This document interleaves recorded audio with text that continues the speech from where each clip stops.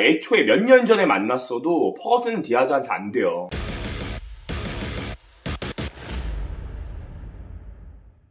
안녕하세요. 키보드 어려 TV의 키보드 어려 김승현입니다. 자, 이제 네이트 디아즈 선수와 퍼거슨 선수가 또 이제 경기를 했는데 굉장히 말이 많이 나오고 있죠. 뭐 태물 매치 잘 봤다. 라던가 기량이 두 선수가 또 너무 이렇게 떨어진 거 아니냐, 이거 UFC 메인 이벤트 치고는 정말 좀 개그 매치 아니냐, 뭐 이런 말들도 좀 이렇게 나오고 있는 거를 봐서 제가 또 이제 격자랄로서 그 부분에 대해서 좀 리뷰를 이렇게 좀 해보려고 이렇게 목차를 좀 정리를 해왔습니다. 할 말이 너무 많아가지고 정리를 해왔어요. 일단 제가 처음에 좀 드리고 싶은 말씀은 뭐냐면, 요거는 퍼거슨이 약한 게 아니고 디아즈가 센 거다, 이렇게 한 번에 그냥 정리가 좀 가능합니다. 애초에 퍼거슨과 이제 디아즈가 애초에 몇 년 전에 만났어도 퍼거슨은 디아즈한테 안 돼요. 자, 우리가 한번 하나하나 따져봅시다. 디아즈를 이기려면 레그킥이 있어야 되죠. 근데 퍼거슨이 뭐 레그킥으로 뭐 지금까지 UFC에서 싸우면서 레그킥으로 상대방들한테 큰 데미지를 준 경기가 있습니까? 없죠. 레그킥의 사용 빈도가 있기는 있지만 큰 데미지를 줄 수 있을 정도의 이런 위력이 있는 선수는 아닙니다. 그러면은 네이트 디아즈를 레슬링으로 굴릴 수가 있냐? 이것도 이제 X죠. 자, 그러면은 굳이 레그킥이 아니더라도 뭐 이런 킥 옵션이 좀 다양하냐? 뭐 예를 들면 뭐 마스비달처럼, 마스비달은 뭐 그냥 차기로 그냥 네이트 디아즈한테 데미지를 줬었고, 또 이제 뭐 하이킥도 맞추고 뭐 니킥부터 해가지고 정말 다양하게 네이트 디아즈를 두들겨 패서 이제 컷을 내가지고 이제 경기를 끝냈었죠. 이제 그런 능력들이 퍼거슨한테 있느냐? 근데 퍼거슨은 이제 킥 옵션은 없고 이제 엘보우 옵션이 있는데, 그 엘보우 옵션마저 그 네이트 디아즈의 거리가 너무 멀기 때문에 엘보우가 뭐 거의 닿지를 않았습니다. 그러면 요거는 제가 볼 때 퍼거슨이 네이트 디아즈를 이길 수 있는 거는 뭐 전성기라고 해도 없었다. 퍼거슨은 자기보다 사이즈가 큰 선수랑 싸워본 경험이 거의 없습니다, 여러분. 그래서 퍼거슨이 원래 이게 앞차기 같은 것도 많이 차죠. 근데 이 앞차기도 상대적으로 신장이 큰 선수한테는 꼬발킥 차기도 굉장히 어렵습니다. 왜냐면 꼬발킥이라는 게 나가면서 박혀야 되는데 이 배가 위에 있으면은 이게 타고 올라가 버리거든. 타고 올라가서 잘 박히지도 않아요. 그러니까 큰 사람이랑 싸우면은 할 수 있는 것들이 좀 많이 없어져요. 그래서 요거는 그냥 네이트 디아즈가 상성상 너무 좋았다, 이렇게 생각을 하고, 또 이제 토니 퍼거슨의 패배 요인이라고 한다면은 1라운드에 킥을 체크당했습니다. 그래서 이제 왼발 정강이에 굉장히 큰 데미지가 있었고 뭐 거의 뭐 피가 철철철철 났었죠. 그래서 그런 건지 모르겠는데, 원래는 네이트 디아즈의 아웃사이드 레그킥을 쳐서 이제 쩔뚝이게 만들어야 되거든요. 왜냐면 네이트 디아즈는 스탠스 자체가 거의 뭐 복싱 스탠스라고 볼 수 있을 정도로 다리가 안쪽으로 많이 틀어져 있어요. 다리가 안쪽으로 많이 틀어져 있는 상대한테는 인사이드 레그킥이 아니라 아웃사이드 레그킥을 차야 됩니다. 아웃사이드 레그킥을 차야 몸이 이렇게 돌아갈 거 아니야.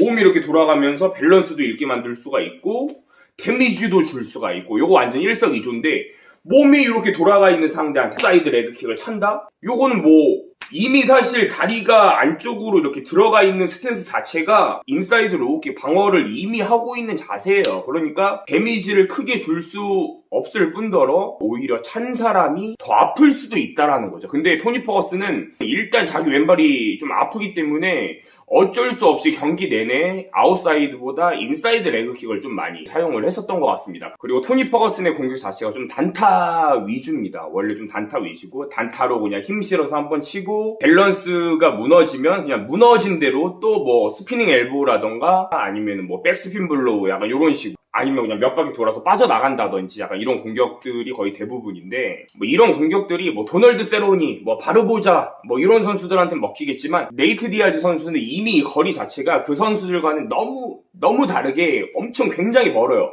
왜 뭐냐면은 다리가 안쪽으로 들어가 있기 때문에 최대한 이렇게 옆으로 선 스탠스거든요. 옆으로 선 스탠스에서는 주먹을 정말 길게 칠 수가 있어요. 네이트 디아즈 선수가 물주먹인 것 같은데 상대방들이 맞으면은 막 해롱해롱 정신 못 차리는 거 보셨죠? 그 이유가 굉장히 좀 다양한데, 일단은 선수들이 네이트 디아즈 선수의 공격거리 파악을 잘 못한 상태에서, 그러니까 네이트 디아즈는 자기만의 이제 그 화망을 구축을 해둔 거야. 여기서부터 여기까지는 내가 따라가면서 때릴 수가 있다라는 거를 이제 네이트 디아즈 선수가 아는데 상대방들은 잘 몰라. 그래서 그냥 몇 대 치고 빠지면은 네이트 디아즈 선수의 공격이 자기한테 안 닿을 줄 아는데 자기는 어느 정도 이제 빠졌다라고 생각하는데 계속 걸리는 거야. 계속. 그래서 이제 밸런스를 잃은 상태에서 맞다 보니까 도망가는 상태에서 맞다 보니까 상대방들이 체력적인 소모도 굉장히 심하고 그리고 거의 발이 떠있는 상태에서 맞기 때문에 들어오는 데미지도 크고요. 그리고 아예 거의 옆으로 섰기 때문에 여기에서 치는 이 투는 힘을 빼고 쳐도 굉장히 회전력이 많이 들어갑니다. 자, 정면에서 원, 투 굉장히 짧게 나가죠. 근데 이렇게 쓰잖아. 네이트 디아즈처럼 이렇게 쓰면은 땅, 땅, 땅 요 뒤에서 나온다고. 요 뒤에서 나오니까 요거는 그냥 이 몸의 힘으로만 톡 쳐도 상대방들이 그 에드워즈처럼 그냥 통 맞으면 그냥 가는 겁니다. 그러니까 네이트 디아즈 선수가 어떻게 보면은 물주먹이라고 하기에도 정말 좀 애매한 거예요. 굉장히 좀 상대하기가 힘든 파이터입니다.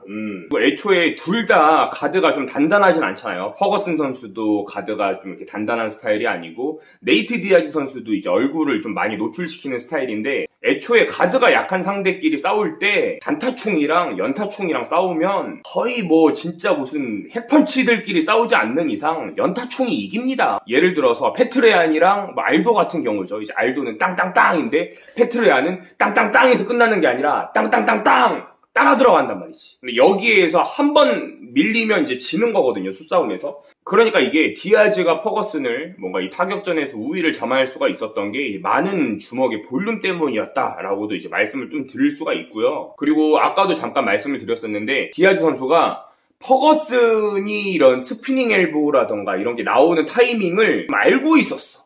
더 이상 따라가지 않았습니다. 그 토니 퍼거슨을 따라갔을 때 위험한 그 타이밍이 있거든요. 그 타이밍마다 그냥 멀리서 뭐 발차기, 그냥 로우 킥을 준다든지 아니면 그냥 지켜만 보고 있다가 그런 이제 엘보라던가 이런 변칙적인 공격이 끝나는 타이밍에 들어간다든지. 그러니까 요거는 짧은 기간에 준비를 한 느낌이 조금 있어요. 실제로 그 경기 전에 네이트 디아즈 선수 그 대기실 보면은 닉 디아즈 선수가 그 토니 퍼거슨을 흉내내면서 이거 뭐 엘보도 쳐주고 막 뱅글뱅글 돌면서 이렇게 흉내를 내주는 그 장면이 있는데 아마도 짧은 시간 안에 그 연습을 끝나지 않았을까 그런 생각을 한번 해봅니다. 그리고 퍼거슨 선수가 완전히 막 그냥 못한 것만은 아니에요. 퍼거슨 선수도 잘했어요. 이제 뭐 위빙 더킹이라던가 뭐 이런 옵션을 가지고 경기에 나선 거는 굉장히 잘한 거죠. 디아즈 선수는 킥 옵션이 없기 때문에 뭐 니킥이라던가 킥 옵션이 없기 때문에 디아즈 선수처럼 이렇게 복서같이 싸우는 선수한테는 위빙 더킹 사용하면서 뭐 클린치하고 위빙 더킹 사용하면서 뭐 레슬링하고 굉장히 좋죠. 근데 문제가 뭐냐면 위빙 더킹을 그렇게 큰 움직임으로 이제 퍼거슨 선수처럼 큰 움직임으로 하게 된다면 체력 소모가 어마어마해집니다. 이 체력 소모가 어마어마해져서 아무리 그 무슨 엘쿠쿠이 퍼거슨의 전성기가 온다 해도 요거는 지칠 수밖에 없어요. 1라운드부터 뱅글뱅글 돌고 위빙 더킹을 난사하는데 요게 체력이 안 빠지겠습니까? 엘쿠쿠이여도 체력이 빠지죠. 그리고 그 체력 소모가 4라운드에 서브미션 패로 이어진 게 아닐까 생각이 듭니다. 왜냐면 4라운드를 보시면 원래의 토니 퍼거슨은 탭을 거의 진짜 지독하게도 안 치는 파이터. 올리베이라한테 팔이 뭐 거의 부러질 정도로 꺾였었는데도 뭐 탭을 안 친다든지 약간 이런 모습들을 이제 커리어 내내 좀 보여줬었는데 이번에는 거의 뭐 잡히자마자 탭을 쳐버렸죠. 그것도 2분 9초를 남기고 스타턴 또 지역번호죠.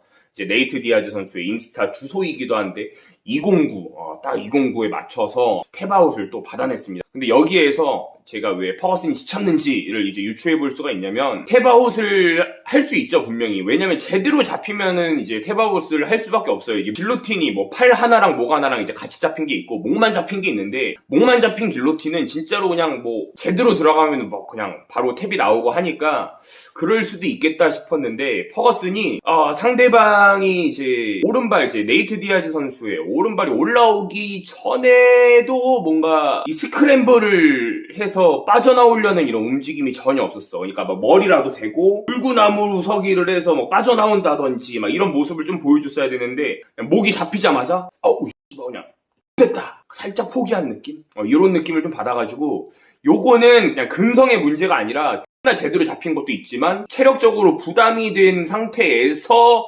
목을 제대로 잡혔기 때문에 탭이 빨리 나온 것 뿐이다. 요거는 뭐 의지, 투지가 약해져서 뭐 요런 게 아니야. 요런 개념이 아니라 요거는 그냥 네이트 디아즈한테 상대가 안 됐던 거죠.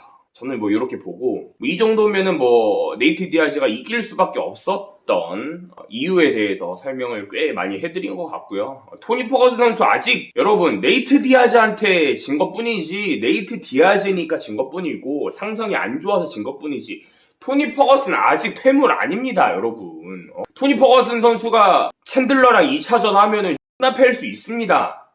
저를 믿으세요. 아무튼 저는 우리 그 엘쿠쿠이 토니 퍼거슨 선수가 멋있게 다시 재기를 하고 이제 그 랭킹 뭐 15위권 선수들부터 해가지고 이제 다시 잡아 나가면서 쭉쭉쭉쭉 올라와서 뭐 챈들러랑 뭐 리벤지도 하고 네이트 디아즈한테는 안 되겠지만 뭐 이런 식으로 해서 다시 멋있게 재기를 했으면 좋겠습니다. 그리고 또 이제 네이트 디아즈 선수도 이제 UFC 이제 계약이 끝난 것 같은데 복싱으로 넘어가서 뭐 코너 맥그리거보다 좋은 모습을 보여주겠다라고 이렇게 인터뷰를 했는데 복싱으로 넘어가면은 또 굉장히 또 추한 모습을 보여줄 것 같아서 그냥 복싱으로 넘어가지 말고 또 UFC를 또 계속 띄워줬으면 하는 바람이 있네요. 아무튼 뭐 오늘 리뷰는 여기까지만 하고요.